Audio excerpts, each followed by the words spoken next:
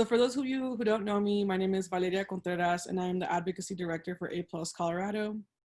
And I am Juliet Siebold. I am the District Program Associate for Democrats for Education Reform Now. And today we have with us. Hi everyone, my name is Selamawit Gebre and I am at Reschool, Colorado, and I'm happy to be here with you all today. Awesome. Thank you so much, Selamawit, for being here with us today. We're just going to go ahead and get started with the question. The first question is, how are you doing? And then can you share a little bit more about yourself? Yeah, so I am doing well, relatively. This is a really hard time for many people, and it's a really hard time for our country. And just being a Black woman in America right now, I really feel a lot. So I'm good. I'm happy. I'm alive. And I'm happy that I have like wonderful people around me who are working towards a world that we all want to see together. And so I feel inspired by the movements, and I feel inspired by the people who are taking action. And that's inspiring, but I'm also tired. I'm also in a space of deep pain as well. So, but generally, I think that I'm doing well. I'm doing well relatively. Thanks for asking. So a little bit about me. I am from Atlanta, Georgia, and I moved to Colorado 4 years ago. And my entire career, I've always been involved in education. And I was in the education space as a teacher for a couple of years, did a policy fellowship over a summer, and then went into tech. And now I'm in a space where we're really combining policies and technologies and also various different community based work around what it means to show up in a community that really centers learning and centers the freedom of being able to learn in order to really help create the world that we want. And so, yeah, a lot of my work has been influenced by the students that I've taught. So I feel just super indebted to the students that I taught as a teacher and what they taught me, and also my lived experiences as well, growing up in the South and just seeing how my education played out and seeing how I showed up in different spaces, whether it was predominantly spaces that were predominantly white or spaces that were super diverse, that had all different types of people. I was able to show up in different spaces and have used those lived experiences to really inform how I show up in my work, how I show up in my life, and really combine all those things around my learnings and my intersections as a Black woman who now lives in Denver to really just drive values that I deeply believe in and have been cultivating my entire life.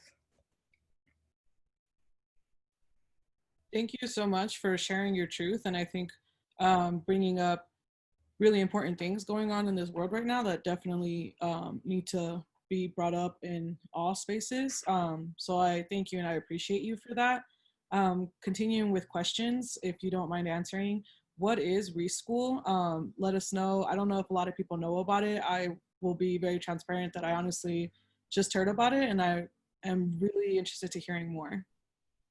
Sure. So Reschool is an organization that really wants to bring to light and really wants to amplify learning that happens everywhere. So there's learning that happens in school and there's learning that happens out of school. And we really believe that the learning that happens within school and out of school are equally as important into creating and shaping the lives of students and families. And so we put resources into learning that happens everywhere by either connecting people, working on amplifying what's happening with different out-of-school providers, whether it's summer school or excuse me, like summer camps or summer activities and after-school activities as well. And so a lot of what we do is around resourcing the out-of-school space and amplifying that this is important, and working with families to make some decisions around what are the best needs and wants for children, for their own children, and how do they make those decisions together? And how do you take the whole ecosystem of learning into consideration when a family is figuring out what the best needs are? Awesome. Thank you so much for that. In that same sentiment, can you explain to us what Blueprint for Summer is? Mm-hmm. Right. So Blueprint for Summer is a project within Reschool. So again, Reschool, like we really want to design an education system or a space where all people have access to all different types of learning. And so Blueprint for Summer is a technology piece of that larger mission around connecting people in different ways. And so Blueprint for Summer is a tool, it's an online tool that connects families to summer camps. And so it is a mix of providers. It is a mix of like various different happenings that are going on around town in the summer months. So it's one place. It's meant to be super family friendly. It's meant to be just an easy place for people to go and check out information and to find the information that they want in one place. We saw that this was a challenge, which is why we brought it, because we had heard from families that it was really hard to know and to see what was happening around town. And so that's how we've been running it for a few years. And then once COVID-19 hit, we started retooling it to not only include summer learning, but also to include online resources that were becoming available immediately online because everything was going to online learning now.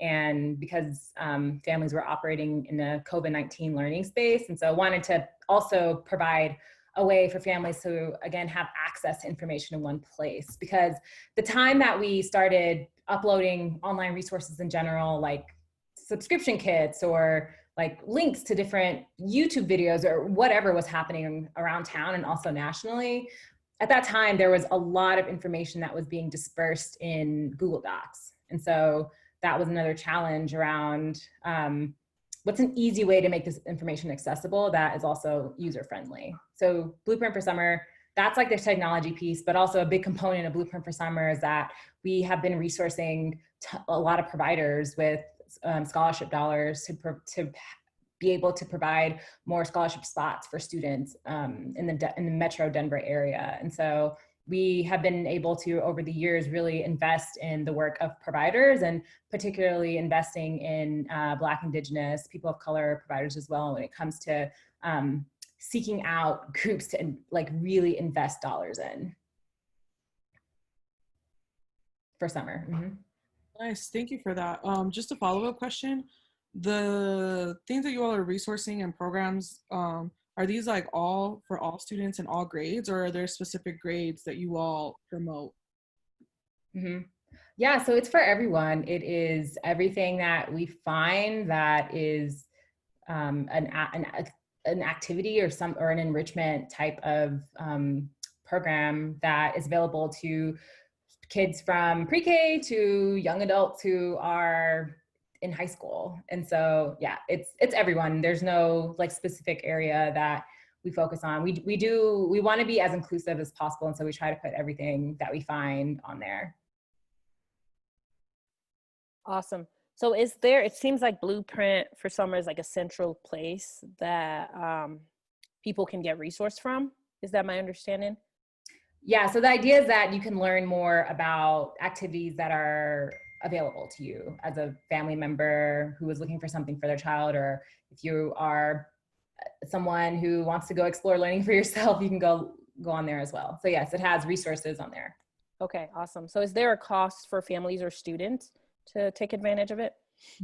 No, there's no cost. It is free, absolutely free. It's free for parents to browse the site and look for information. We don't even require that families who are searching for activities be part of a newsletter or have to sign in or anything like that. And it's also free for providers to list as well. So it's also a marketing opportunity. We really wanted to make everything free because we went into it really about increasing access and access to information. And access is about things being free. A lot of access is about that as well. So free for everybody. How do you all go about promoting Blueprint for Summer to families and communities? Mm-hmm.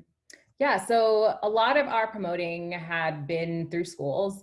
So over the past couple of years, we had been providing newsletters and asking schools to share this information with their families, whether it be with like posters at youth are able to take home or in their digital media newsletters and things like that. So that was one way. Another way is we've been working with some media partners to further the word too. So some news stations have shared information about Blueprint for Summer, and some influencers as well in different spaces. Awesome, thank you. So with that, what is your partnership with community-facing organizations? I know you mentioned school, utilizing the school platform a lot to reach people, but what does your partnership with community-facing organizations look like? And how are you collaborating with them? Mm-hmm. Yeah, so a lot of the folks that we collaborate with are out-of-school providers in terms of resourcing them in various different ways that they need. So some of the ways is through general operating grants. We've been able to provide some general operating grants. Reschool particularly is not an organization that is 100, like it's not community facing, but we do have partnerships with the people who are doing this work around out-of-school learning to see how we can best like amplify their work, whether it's in a newsletter, whether it's in information that we're putting out via articles or via some other like media source. So we really want to highlight the work that the out-of-school providers are doing. And through that, we know that it's a mix of being able to amplify their voices and also being able to resource them. So for that partnership, it's really about who's creating these learning experiences that are interesting, that are accessible, that want to provide access to a wide range of people, and how do we best support that work? Sure.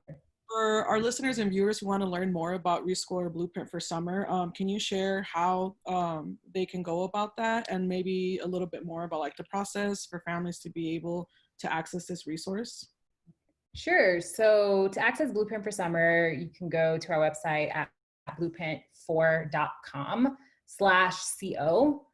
So that is a resource where you can go and you can have access to all the different summer programs now and all the different online resources that we have on the site. So just go on the website and it'll take you directly to a space where you can click on where it says search sessions in the top right hand corner, and you'll have access to the platform right then and there. And from there, it should be pretty straightforward in terms of like finding what you need and being able to filter what you're looking for, whether it comes to geography. Well, I guess geography doesn't matter now, but if you're looking for certain types of programs, whether it's cooking or whether it's something that is meant for a specific age range, you can find it on there. So that's Blueprint. And then for Reschool, just go to reschoolcolorado.org and you can find more information about our work in out-of-school spaces, and also more information around the other work that we're doing in other